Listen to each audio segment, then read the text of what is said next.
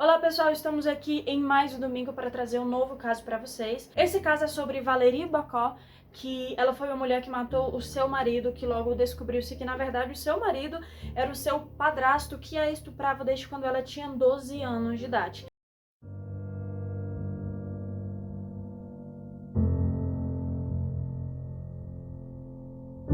Então vamos começar logo a quando Valérie conheceu Daniel Poletti, que foi o seu padrasto. Ela o conheceu quando ela tinha apenas 12 anos de idade. A sua mãe o trouxe para morar junto com ele, já que ele era o esposo da sua mãe, porque na verdade o pai de Valérie, ele era um caminhoneiro, então ele passava a maior parte do tempo viajando, e ele nem ligou quando Joelle, que é a mãe de Valérie, levou outro homem para morar dentro da casa que anteriormente era dele. Logo, consequentemente, eles viraram ex-marido e mulher. Então, no começo, Valérie via Daniel como um homem muito gentil, porque ela não tinha uma visão de como era uma família saudável, tendo em vista a família que ela vivia, que não era nem um pouco estruturada. Ela falava em seu livro, todo mundo sabia. Esse livro, infelizmente, ainda não tem em português. Eu consegui alguns trechos dele na internet. Realmente é muito profunda a forma como ela conta. Quando ele chegar em português, vai ser maravilhoso e eu quero muito adquirir, porque é a própria Valérie que conta toda a sua história e ela conta todos os detalhes que ela se lembra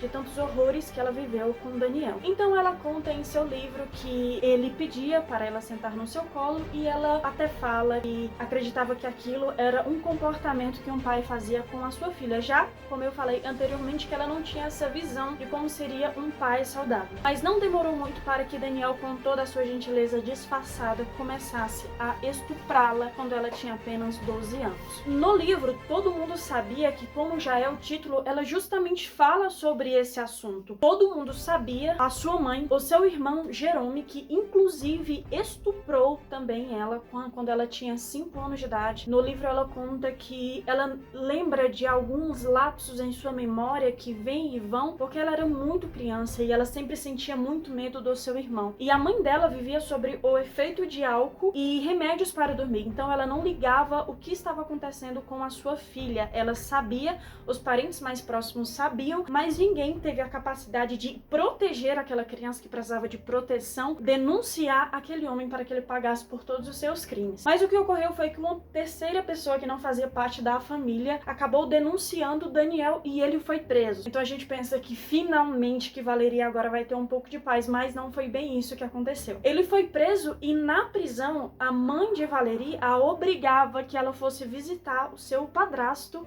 que nem acho que podemos o intitulá-lo assim, porque ele não é digno desse título. Então mesmo ele preso, ela teve que conviver com a figura dele. E a prisão dele não durou muito tempo. Ele passou apenas 3 anos preso e logo foi solto e a série de estupros continuavam. Valérie conta que a sua mãe falava: eu não ligo pra isso, eu não ligo pra série de estupros que acontecem, desde que ele não a engravide. Mas o inevitável aconteceu. Ela não tinha nenhum apoio, nenhum tipo de proteção. Então quando ela tinha apenas 17 anos de idade, ela engravidou do seu primeiro filho, que se chama Dylan, e isso ocorreu em 1999. Quando ela engravidou do seu primeiro filho, Daniel, com todo o seu jeito de persuasão, e a família que já não ligava muito, que já não era uma família estruturada, ele falou que Valérie era uma vergonha para a família, então decidiu levá-la para longe de seus familiares, que já não a protegiam. Então eles não ligaram para isso e logo ela foi morar apenas com o seu abusador, que acabou por se tornar o seu marido, que eu não sei nem se eu devo intitulá-lo assim, porque ele foi apenas um homem que a estuprou diversas vezes, que com ela teve 4 filhos, mas que nunca foi um marido de verdade, porque uma história de marido e mulher com certeza não se constrói assim. Então na época, anteriormente, eles moravam em Lafayette, mas ele a levou para Boudumont. Gente, me perdoe se eu tô falando alguma palavra aqui francês errada, porque eu realmente não sou a melhor do sotaque francês.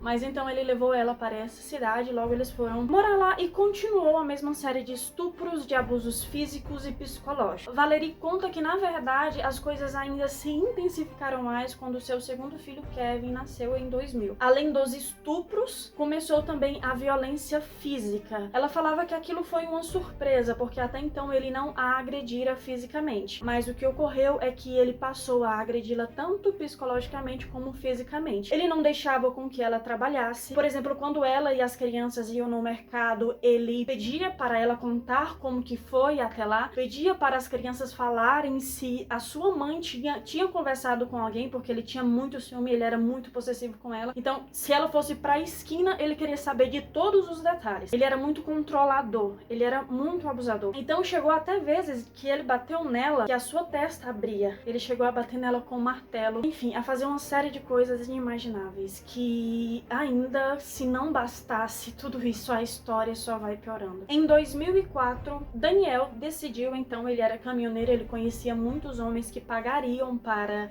estuprar a sua esposa, porque ela era uma mulher muito bonita, ela é uma mulher muito bonita, na verdade. E na minivan que ele possuía, ele prostituiria a sua esposa. Ela adotou um nome fictício para que fosse chamada durante esses atos, que era Adeline, e ela foi estuprada por diversos homens, vezes e mais vezes. Então, ao todo, como eu citei pra vocês, ela teve 4 filhos, que foram Dylan, Kevin, Carline, que foi a única menina, que vocês vão entender como ela foi muito crucial para que todo esse desfecho acontecesse, e Elma, que foi o seu último filho, que ela teve em 2006. Então tudo ocorreu no dia 13 de março de 2016, quando um homem a abusou sexualmente naquela minivan onde Daniel obrigava que ela se prostituísse, e esse homem, ela dizia que era o homem mais violento, que ela mais tinha repúdio dele. Até o próprio Daniel, ele não confiava naquele homem, então sempre que ele ia abusar de Valerie, ele levava uma arma para se proteger, para caso alguma coisa desse errado. Um detalhe é que Daniel, ele sempre via todas as cenas de diversos homens estuprando a sua esposa quando ele a obrigava a se prostituir, porque detalhe, como eu falei anteriormente, ele não deixava com que ela trabalhasse,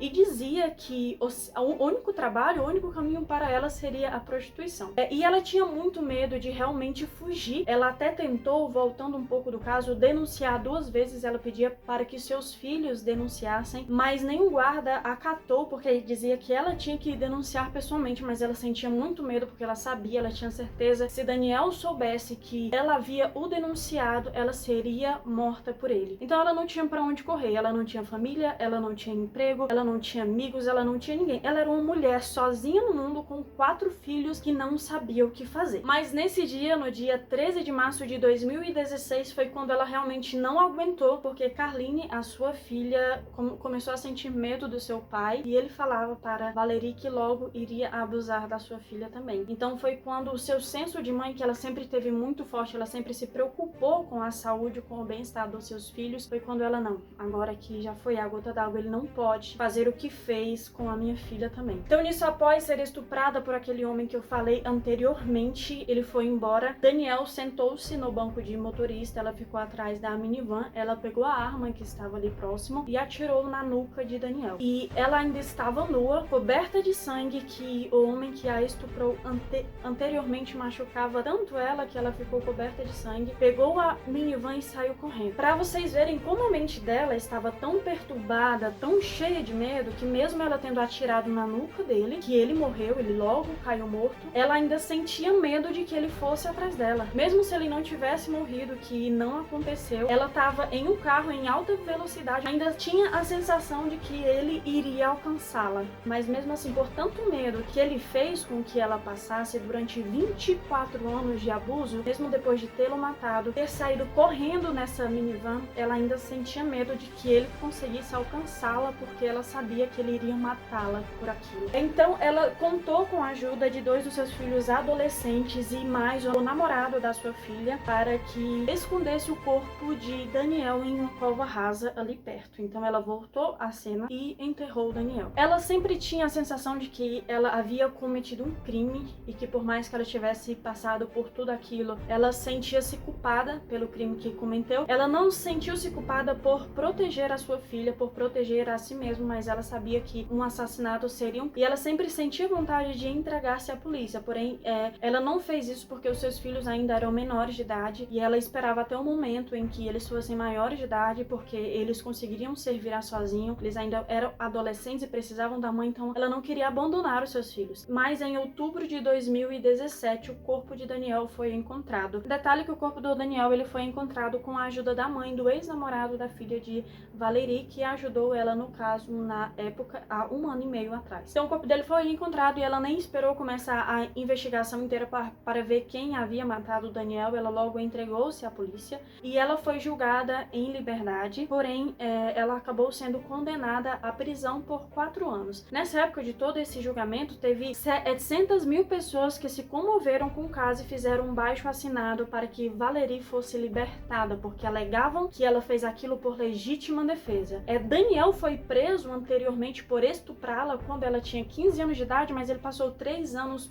preso. A justiça não cumpriu com o seu dever e ele foi solto novamente e abusou e agrediu e fez coisas horríveis. Então as pessoas ficaram revoltadas com o caso. Ele foi muito falado, foi muito conhecido na França nessa época, mas ela acabou sendo condenada a 4 anos de prisão. Porém, mesmo ela tendo sido condenada, as pessoas não pararam. A advogada dela era uma mulher que não desistia do caso, então Valerie cumpriu apenas 1 ano de prisão e foi solta. Quando ela foi solta, ela não sentiu aquele estado de livre, de felicidade. Ela apenas falou que ela estava muito cansada de tudo aquilo que aconteceu com ela e que ela queria apenas voltar para os seus filhos, porque ela precisava tratar ainda de muitos traumas, porque realmente foi uma vida repleta de traumas. Ela não teve momentos em que podemos dizer que ela viveu saudável, porque desde os 12 anos ela foi submetida a viver com a presença do seu padrasto. Então é esse o caso. Atualmente ela está em liberdade. Ela escreveu esse livro que em português Todo Mundo Sabia, e quando tiver na nossa língua, acho que vai ser maravilhoso as pessoas conhecerem esse caso, porque ela representou uma luta de violência contra a mulher, de que mulheres que vivem submetidas a uma série de estupros, de abusos físicos e psicológicos, e ela teve a força de fazer o que ela fez, mas ela agiu em legítima defesa, como tantas pessoas foram comovidas a pensar isso, porque a história dela é realmente muito profunda e cheia de detalhes horríveis. Se vocês quiserem pesquisar sobre o caso dela, atualmente estão falando muito sobre ela, porque ela foi solta há pouco tempo, tem diversos artigos na internet, então se vocês tiverem curiosidade, pesquisem sobre esse caso, é realmente muito importante, com que mais e mais pessoas saibam como esse tema é importante e deve ser tratado, deve ser mencionado, para que nós não tenhamos mais vítimas como ela, para que quando uma pessoa como Daniel surgir na sociedade, ele logo seja condenado